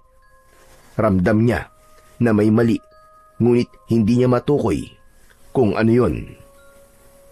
Pagkatapos mag-almusal, ay nagtungo na sina Tonyo sa ilog. Doon ay nalibang ni Tonyo ang kanyang sarili upang mawala na ang gumugulo sa kanyang isip. Kahit paano ay naaliw siya sa panguhuli ng mga isda at paglangoy sa malalim na bahagi ng ilog. Nang mapagod na sila, ay umupo silang tatlo sa isang malapad na bato na nasa tabi ng ilog. Malapit na pala tayong bumalik sa Maynila. Balik na naman tayo sa normal nating buhay. Sinabi mo pa. Pero ayos lang kasi gano'n naman talaga eh. Maswerte pa rin tayo na may babalikan pa tayong trabaho. Kumusta naman pala yung paa mo? Parang simula nang dumating ka rito hindi na yung sumasakit ah. Siyempre, dahil to kay Clarissa. Sa gitna ng pag-uusap nila, ay isang matandang lalaki ang nakita nilang nakatingin sa kanila sa hindi kalayuan. Nanlalaki ang mga mata ng matandang lalaki na parabang may galit yun sa kanila. Hindi nagtagal ay umalis na ang matandang lalaki. Sino yung matandang lalaki na nakatingin sa atin kanina? Bakit parang may galit siya sa atin? Si Tatang Berting yun. Siyang namumuno dito sa aming baryo. Kasi siya ang pinakamatanda. Ganun talaga makatingin yun. Akala mo palaging galit. Pero normal lang yun sa kanya. Kasi malaki talaga ang mata niya. Grabe naman makatingin yun. Akala ko susuguri na tayo rito eh. Huwag niyo na lang pansinin si Tatang Berting. Ay, oo nga pala. Uuwi na muna ako sa bahay ha. Tutulungan ko pa kasi si tatay sa pagluluto eh. Kayo ba? Maya-maya pa siguro kami. Pero susunod na rin kami sa'yo. O siya, sige. Mauna na ako sa inyo ha. Mag-iingat kayo rito. Nang nakaalis na si Jeffrey, ay muling lumublob sina Tonyo at Benjo sa ilog. Habang naglalangoy, ay naramdaman ni Tonyo ang bahagyang pag-init ng kabal na nakasabit sa kanyang leeg. Bigla siyang natigilan dahil tila nagbigay ng babala ang kabal. Oh, nakatulala ka na naman dyan, tol. Huwag mong sabihin na iniisip mo pa rin yung sinasabi mong prosesyon kagabi. Hindi yon. Ito kasing kabal ko. Bigla siyang uminit. Kapag umiinit kasi to, ibig sabihin ay may mangyayaring hindi maganda. Kaya dapat ako maging handa. Ano namang hindi magandang mangyayari? Nasa ilog lang naman tayo. Hindi ko alam, Tol. Ang mabuti pa siguro umahon na tayo at umuwi na rin tayo. Ano ba yan? Bago pa lang ako nag-e-enjoy Kasi wala na si Jeffrey. Kung ayaw mo sumama sa akin pabalik kay na Jeffrey, bahala ka sa buhay mo. Basta ako uuwi na. Oo na. Sasama na ako sa ipabalik. Ang KJ talaga nito. Tara na. Nang umahon na sina Tonyo sa ilog, ay napahinto si Tonyo nang may naramdaman siyang kakaiba sa paligid. Sa pag-ikot niya ng tingin, ay muli niyang nakita si Tatang Berting. Matiim yung nakatingin sa kanila ni Benjo. Gaya ng sinabi ni Jeffrey, ay hindi na lang niya pinansin ang matandang lalaki at naglakad na sila ni Benjo palayo sa ilog. Sa buong maghapon na lumipas, ay hindi na muna inisip ni Tonyo ang mga bagay na gumugulo sa kanyang isipan. Pagsapit ng gabi, habang tumutulong siya sa paghahain ng hapunan, ay may narinig silang boses ng isang matandang lalaki. Tinatawag nun ang pangalan ni Mang Sandro. Lumabas si Mang Sandro at sinundan ito ni Jeffrey.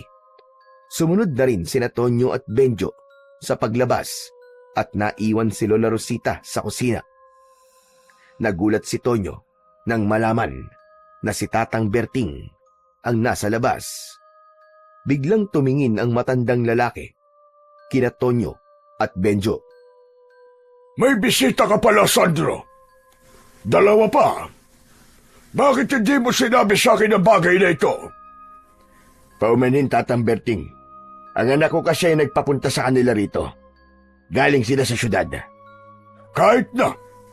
Alam mo ang patakaran dito sa ating baryo. Total 2 ang iyong bisita. Ay ibigay mo sa akin ang isa. Mawalang galang na po. Pero mga bisita ko po sila. Kaya dito po sila sa bahay namin nararapat. Hayaan nyo na lang po kami na mag-istima sa kanila.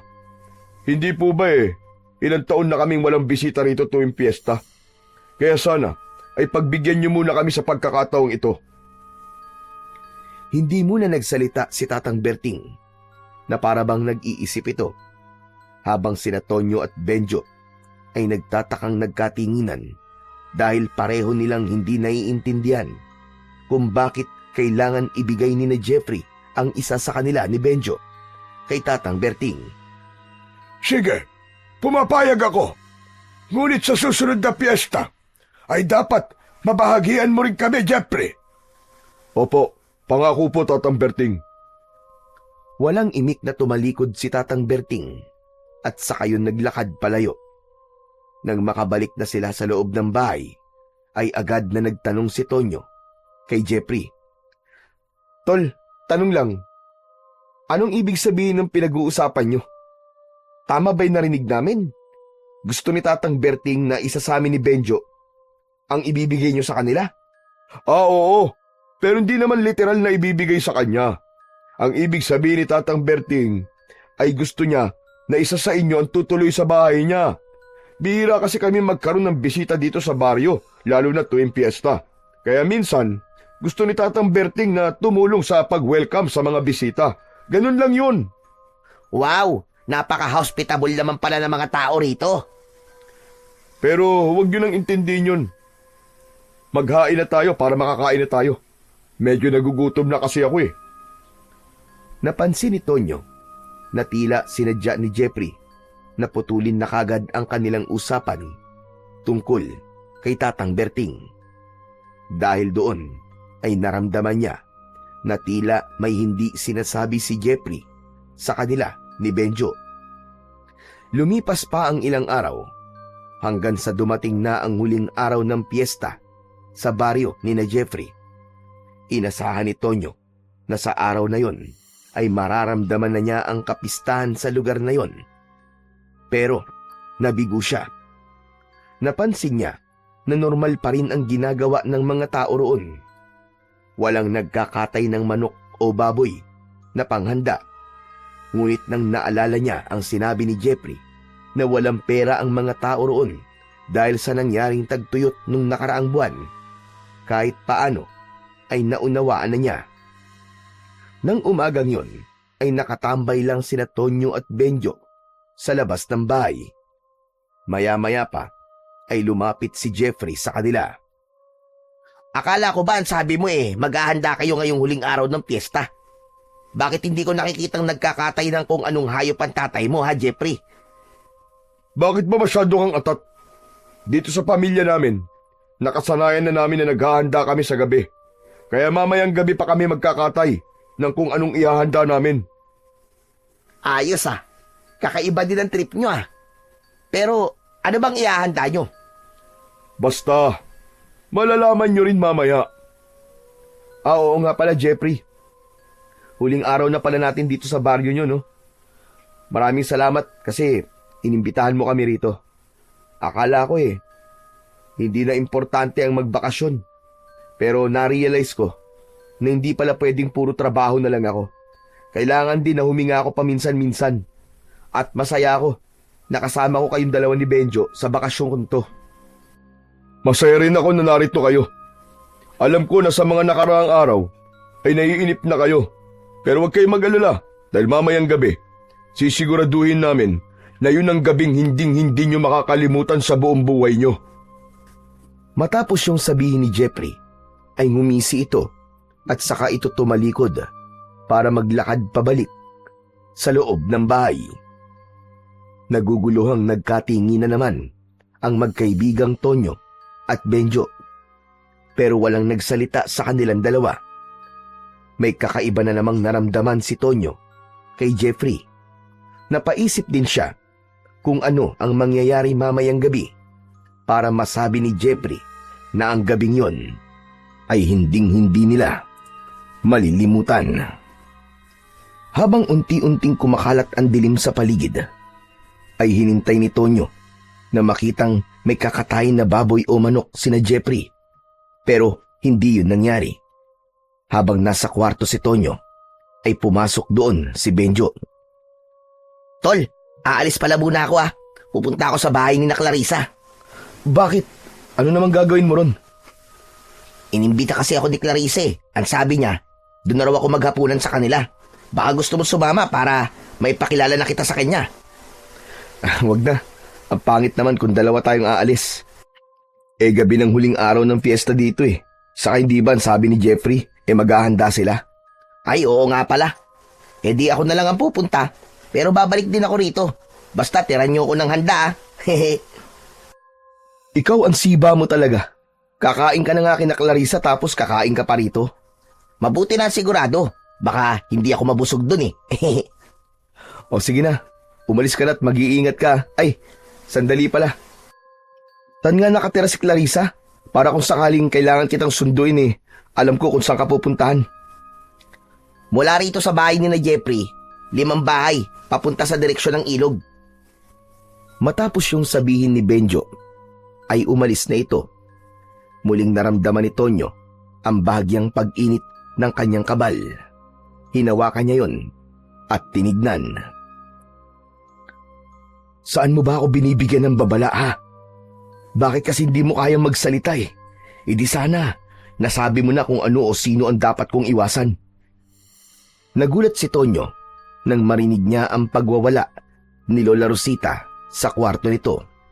Nagmamadali siyang lumabas ng kanyang kwarto pero hindi niya nakita roon sina Jeffrey at Sandro.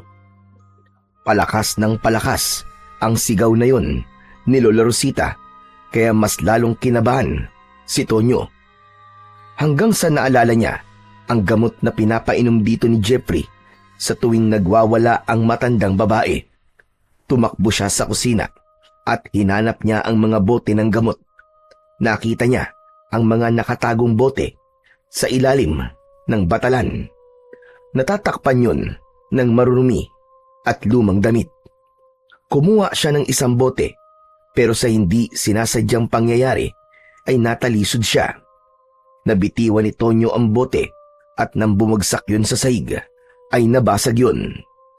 Kumalat ang malapot na likido sa sahig. Napatingin si Tonyo sa likido. Yumukod siya at hinawakan niya ang likido gamit ang kanyang kamay. Inamoy niya yun at nagimbal siya nang malaman kung ano ang likido. Anak ng putya! Dugo to ah! Hindi ako pwedeng magkamali. Dugo talaga to! Dahil sa nalamang yun, ay labis na naguluhan si Tonyo kung bakit dugo ang pinapainom na gamot ni na Jeffrey kay Lola Rosita. Habang patuloy ang pagwawala ng matanda sa kwarto nito, ay bumalik naman si Tonyo sa kwarto nila ni Benjo. Kinuha niya ang kanyang baril at ang mga bala. Bumalik siya sa harapan ng pinto ng kwarto ni Lola Rosita. Sana naman ay mali ang hinala ko. Sana ay hindi aswang o kung anong nilalang si Lola Rosita. Sana nagkakamali lang ako. Binuksan ni Tonyo ang pinto ng kwarto ng matandang babae. Nang hilakbot siya, nang makita si Lola Rosita na nasa anyong aswang. Matutulis ang mga kuko at ngipin ng matanda. Namumula ang mga mata nito at napakaputla ng balat. Nang sumugod ang aswang kay Tonyo, ay agad niya itong pinaputukan ng baril. Tumama ang bala sa noo ng aswang na agad nitong ikinamatay. Nanlalaki ang mga mata ni Tonyo. Hindi siya makapaniwala na isangang aswang si Lola Rosita.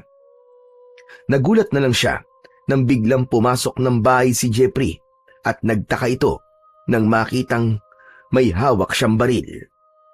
Lalapit sana si Jeffrey kay Tonyo pero agad na itinutok ni Tonyo ang baril sa kaibigan. Hanggang diyan ka na lang! Huwag kang lalapit! Babarilin talaga kita! Tol, ako to! Ano ba nangyayari sa'yo? Alam ko ng aswang ang lola mo, hayop ka. At malamang aswang ka rin at ang tatay mo. Kaya mo ba ako inimbita rito? Ay para ako ang gawin yung handa? Ha? Kami ni Benjo? Siguro nga'y wala ng dahilan para maglihim ako sa'yo. Tama ka, Tonyo. Aswang nga kami ng aking pamilya. At pinapunta kita rito para maging handa sa aming kapistahan. Inaamin ko rin na kinaibigan lang kita para madala ka rito. Walang hiya kang demonyo ka. Niloko mo ako. Akala ko pa naman ay totoo kitang kaibigan. Hayop ka. Demonyo ka. Anong magagawa ko? Tradisyon na namin na sa tuwing pista ay kailangan meron kaming maihanda na tao. Nagkataon lang na ikaw ang magiging handa namin sa gabing ito. Sa tingin mo ba ay papayag ako na gawin niyo akong handa? Aalis ako rito at isasama ko si Benjo. Hindi niyo kami mapapatay. Hindi na kayo makakaalis ng buhay sa lugar na ito dahil lahat ng inaakala niyong mga tao rito ay mga aswang. Baryo ito ng mga aswang, Tonyo. Lahat kami rito ay aswang. Kaya kung ako sa'yo, huwag mo nang tangkain na lumaban dahil wala kayong laban ni Benjo sa dami namin. Sa isang kisap mata ay nag-anyong aswang si Jeffrey. Susugurin sana nito si Tonyo pero napahinto ito nang tumapat ito sa nakabukas na pinto ng kwarto ni Lola Rosita. Alam ni Tonyo na nakita na ni Jeffrey ang walang buhay na katawan ni Lola Rosita. Hayop ka! Anong ginawa mo sa lola ko? Anong ginawa mo sa kanya? Bakit mo siya pinatay? Dahil kung di ko siya pinatay, ako ang papatayin niya! Walang hiya ka! Hindi kita mapapatawad! Papatayin din kita!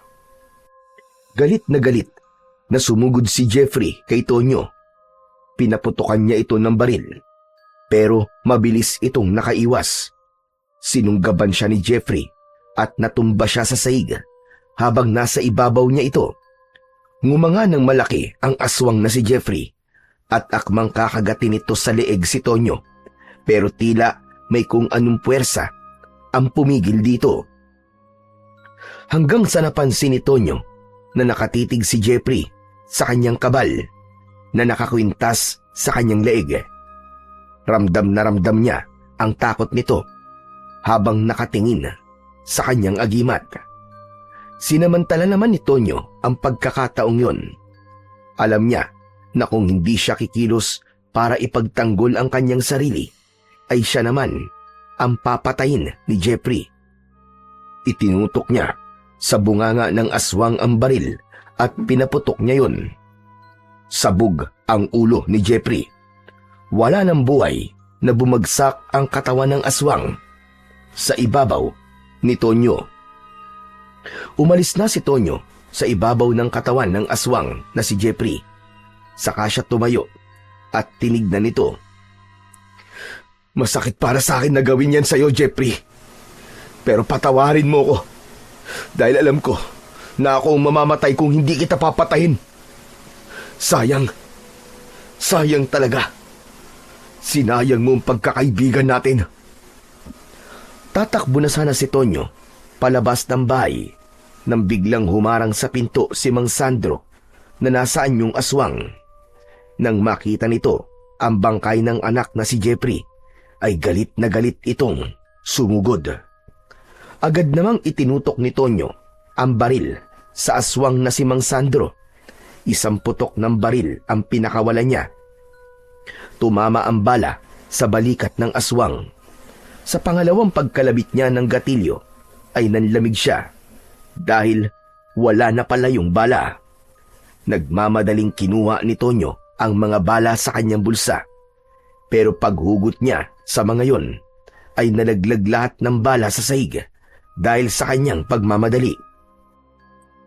Upulutin na sana niya yon pero nagawa na siyang sunggaban ni Mang Sandro.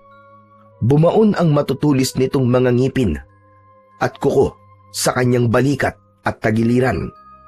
Malakas na napasigaw sa sakit si Tonyo. Hindi pa rin siya nawalan ng pag-asa. Kinapa niya ang mga balang nakakalat sa sahig at nang makakuha siya ng isa, ay inilagay niya kagad yon sa magasin ng kanyang baril at walang pagdadalawang isip na pinaputukan niya ang aswang sa sentido. Sumambulat ang utak ng aswang na si Mang Sandro at sa kayon bumagsak. Pagkatapos nun, agad na tumayo si Tonyo at pinulot niya ang mga bala. Pinuno niya ng bala ang magasin ng kanyang baril at saka siya tumakbo palabas ng bahay. Kailangan kong puntahan si Benjo. Kailangan ko siyang puntahan. Baka kung ano na nangyayari sa kanya. Delikado siya rito. Ngunit labis na nagulantang si Tonyo nang makita niya ang mga aswang na halos sabay-sabay na lumabas sa bahay ng mga yon. Mas lalo niyang binilisan ang kanyang pagtakbo hanggang sa nakasalubong niya ang takot na si Benjo. Tol! Tol, umalis na tayo rito! Tara! Sina Clarissa! Aswang sila ng pamilya niya, Tol! Sumabit kasi sa pinto nila yung kwintas ko tapos nung naputol yun, ay doon ko nakita ang totoong itsura ni Clarissa, Tol. Napakatanda na pala niya. Parang siyang gukluban. Parang si Lola Rosita. Tapos, doon na sila nag-anyong aswang ng buong pamilya niya. Buti na lang nakatakas kagad ako sa kanila. Kundi, ginawa na nila akong pagkain. Oo, Tol. Sila Jeffrey din at ang tatay at lola niya. Mga aswang din sila. Pinapunta niya tayo rito dahil tayo ang gagawin nilang handa sa piyesta. Pero napatay ko na silang lahat, Tol. Medyo masakit pero kailangan kong gawin yun eh. Dahil kung hindi ko sila pinatay, ay ako ang papatayin nila panigurado. Ano ngayon ang gagawin natin, Tol? Napapalibutan na tayo ng mga aswang dito sa baryong to. Anong gagawin natin? Kailangan natin makatakas dito. Doon na nakita ni Tonyo na napakaraming aswang ang nakaikot sa kanila. Alam niya na hindi sapat ang balang meron siya para makaligtas sila dahil sa dami ng mga aswang na naroroon na handang kumain sa kanila. Hanggang isang bagay ang biglang naalala ni Tonyo. Yung kabal. Nang lumapit ang mukha ni Jeffrey kanina, ay parang natakot siya sa kabal ko. Siguro ang kapangyarihan nun hindi lang para hindi ako tabla ng bala at ng matutulis na bagay.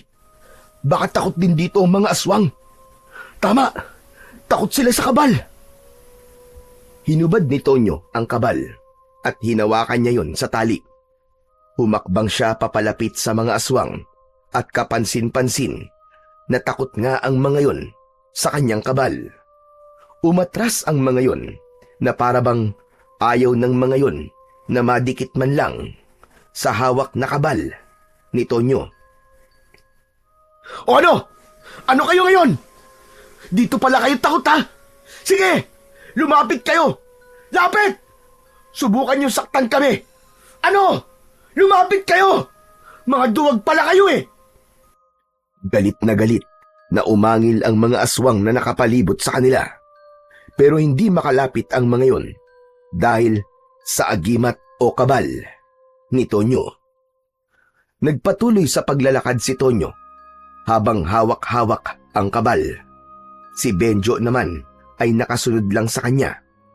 Sa tuwing may magtatangkang aswang na umatake sa kanila, ay ihaharap lang ni Tonyo ang kabal rito at parang nasasaktan na umaatras ang mga aswang. Nang nakarating na sina Tonyo at Benjo sa may arko palabas ng baryo na yon, ay tila sumuko na ang mga aswang at hindi na sila sinundan ng mga yon. Doon na nagmamadaling tumakbo ang magkaibigan at walang ibang nasa isip nila kundi ang makalayo sa baryo ng mga aswang. Ligtas na nakabalik sa Maynila ang magkaibigang Tonyo at Benjo. Ngunit nanatiling sariwa sa kanilang isipan ang bangungot na naranasan nila sa baryo ng mga aswang.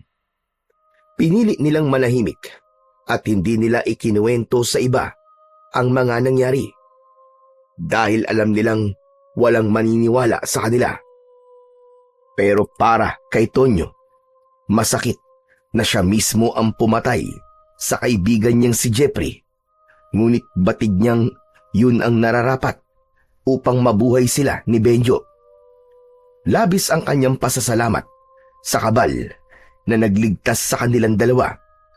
At dahil sa pangyayaring yun, natutunan ni Tonyo na wag basta magtitiwala sa ibang tao, lalo na't hindi pa niya ito masyadong kilala.